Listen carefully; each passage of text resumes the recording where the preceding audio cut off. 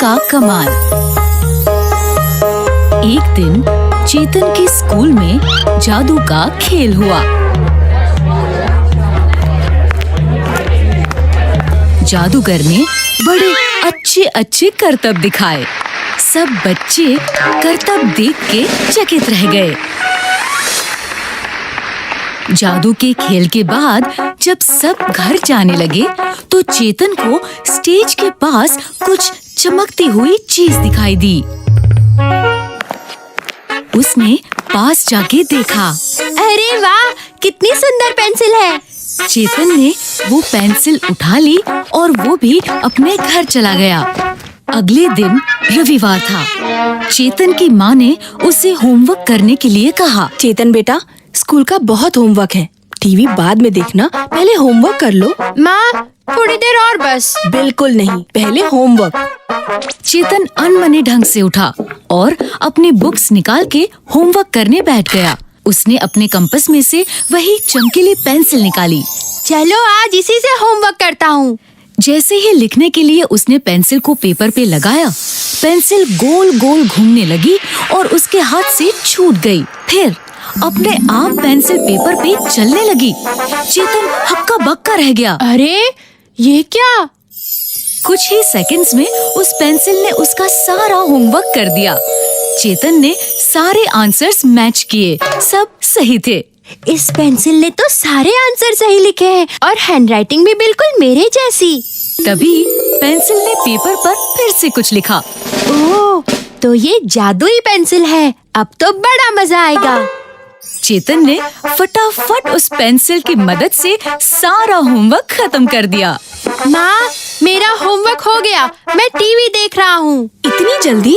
हाँ माँ, आप चेक कर लो। माँ ने चेक किया, होमवर्क पूरा था। वो भी सोचती रह गई लेकिन कुछ नहीं बोल पाई। चेतन मन ही मन खुश हो रहा था। अरे वाह, इतनी जल्दी कर लिया, वेरी गुड। चेतन स्कूल में भी जादुई पेंसिल की मदद से सबसे पहले टीचर को सब सही सही लिख के दिखाने लगा। Write meaning of these words. Chetan ने मैजिकल पेंसिल की मदद से सबसे पहले उत्तर लिख लिए, लेकिन उसकी एक दोस्त वानी ये देख लेती है। मैंने लिख लिया टीचर जी।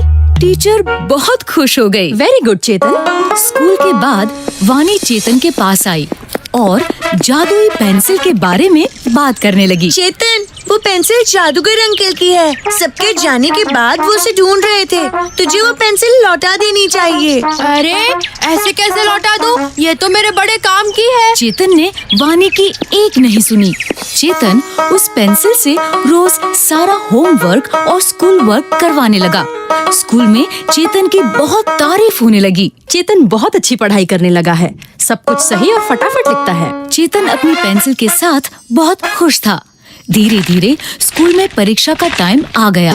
परीक्षा से एक दिन पहले जब चेतन सो गया तो उसकी माँ उसका बैग जमाने लगी। अरे ये तो सो गया, कल परीक्षा है, इसके पास पेंसिल और रबर है कि नहीं?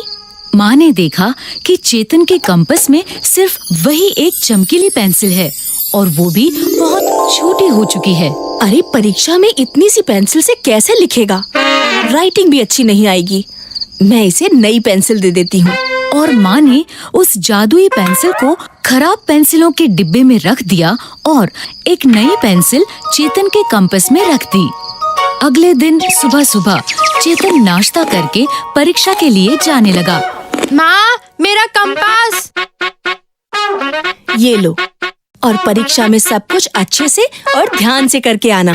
हाँ माँ, चिंता मत करो, मुझे सब आता है। स्कूल में जैसे ही प्रश्न पत्र आया, चेतन ने बिना पढ़े ही उत्तर पुस्तिका निकाली और कंपास खोला।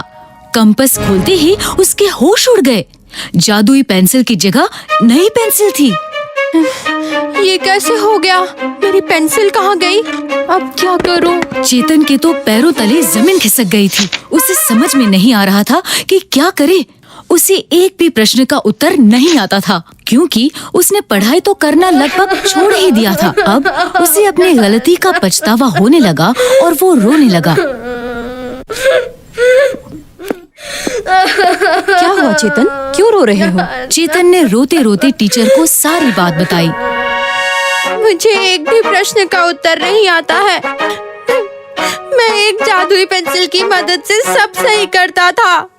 मेरी पेंसिल खो गई है। अब मैं कुछ नहीं लिख पा रहा हूँ। टीचर बहुत नाराज हुई। ये तो तुमने बहुत गलत किया। मुझे तुम्हारी माँ और प्रिंसिपल के साथ बात करनी पड़ेगी। चेतन की माँ को बुलवाया गया और प्रिंसिपल के साथ उनकी बातचीत हुई। चेतन ने सबसे माफी मांगी। मुझे माफ कर दीजिए, मैं आगे से कभी ऐसी गलती नहीं करूँगा। ठीक है, हम तुम्हें एक मौका देते हैं। तुम ये वाला पेपर फिर से दे सकते हो, लेकिन सारे एग्जाम्स होने के बाद।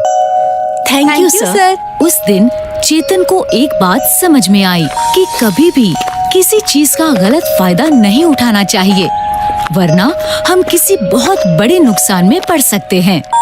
उसके बाद चेतन ने वो जादुई पेंसिल जादूगर को लौटा दी और फिर कभी किसी की चीज चोरी छुपे अपने पास नहीं रखने की कसम खाई। धन्यवाद, मैं कब से इसे ढूंढ रहा था। मुझे माफ कर दीजिए, अब मैं कभी किसी की चीज बिना पूछे अपने पास नहीं रखूंगा।